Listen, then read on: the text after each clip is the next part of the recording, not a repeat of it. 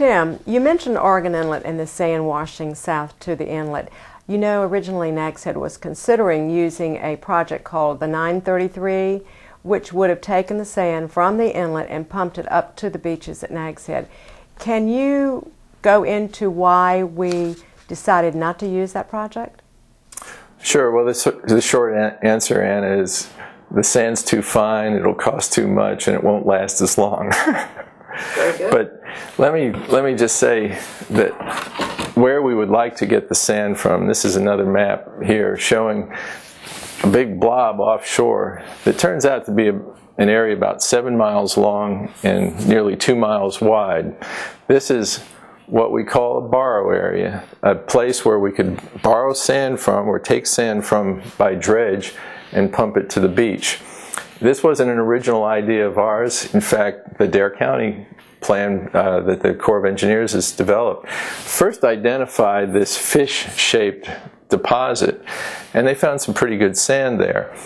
What we've been doing in the last 2 years is going out to certain patches in here to try to home in on what we think is the best of the best sand. It's really excellent quality sand. We have some cores that we can show the audience. This area, as it turns out, has some of the nicest beach quality sand we have ever surveyed. It's just extraordinary.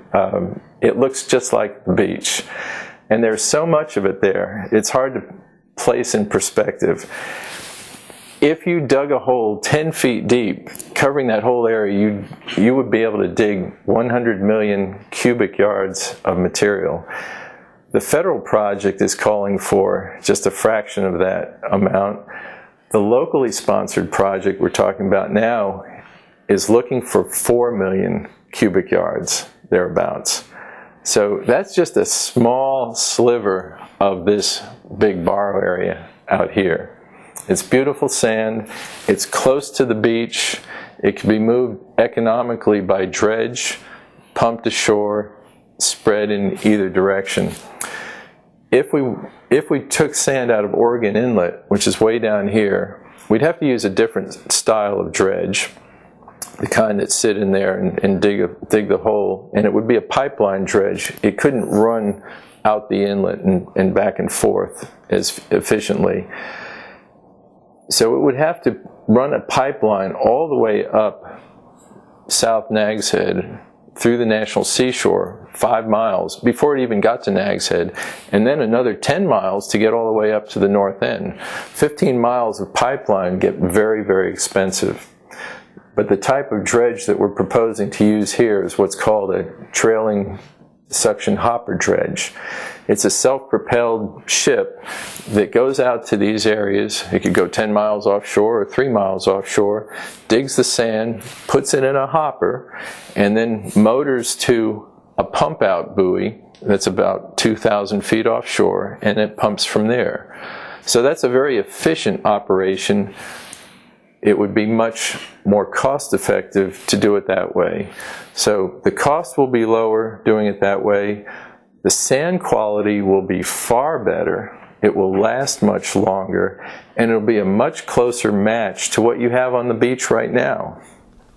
But Tim, one of the concerns that I've heard out in the community is that if you remove the sand from that borrow pit offshore, you are changing the floor of the ocean, and won't that change the shoreline eventually? Sure. Well, as I tried to describe before, one of the reasons we have rapid erosion down here is because the shoals that used to be out here are no longer there. When there was an inlet north of Oregon Inlet, its sandbars helped protect that shoreline, but it also caused the shoreline to bulge out.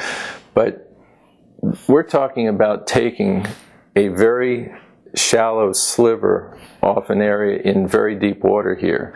So its effect on the wave climate will be nearly immeasurable. When we put about 4.5 million yards of sand on the beach, what do you get for that? Well, this is one way of looking at it. We have several sections of the beach that will get a certain amount of beach nourishment sand according to need, with the idea of balancing out against the erosion rates, which are variable.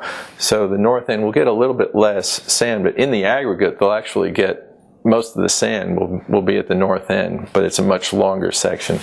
So if you're at the north end near Forest Street, for example, your beach will end up about 75 feet wider. After everything is adjusted, it'll be a sand berm that is placed at the toe of the dune. This is a cross section. Imagine this as a cutaway of the beach. Okay, you're looking at the dune, the ocean to the right there, and the sand will be placed at the toe of that dune and extend out into the water. And then it'll be subject to rolling around in the waves. The grain sizes will the sand will sort itself out. It'll move offshore in storms, and it'll come back after storms in the recovery period. So it'll work just like a natural beach. But on average, again, we're talking about yearly, decadal averages, it'll create about a 75-foot wider beach up there, and it will last at least 10 years based on the historical erosion rates or sand losses. In fact, by this formulation, it should last about 12 to 15 years in this particular area. Tim, I'm sorry, can I interrupt and ask you a question? You brought something to mind. Is there a plan in place to protect the marine life during this project while it's underway? Absolutely, and you know that's it's a critical part of all these projects. One thing people should keep in mind is that the entire beach is not impacted all at the same time. This project will take anywhere from 6-7 months to construct. We hope that we can construct it during summer months, and I know that raises some environmental questions, but there's also some safety questions that we need to discuss. But to answer your question about safeguarding the environment, first, only a small area of the beach is impacted at any one time. The pipe is coming ashore at a place, it's pumping into an area, and in one day's time they might do 200, 300 feet of beach, and then they move on to the next section.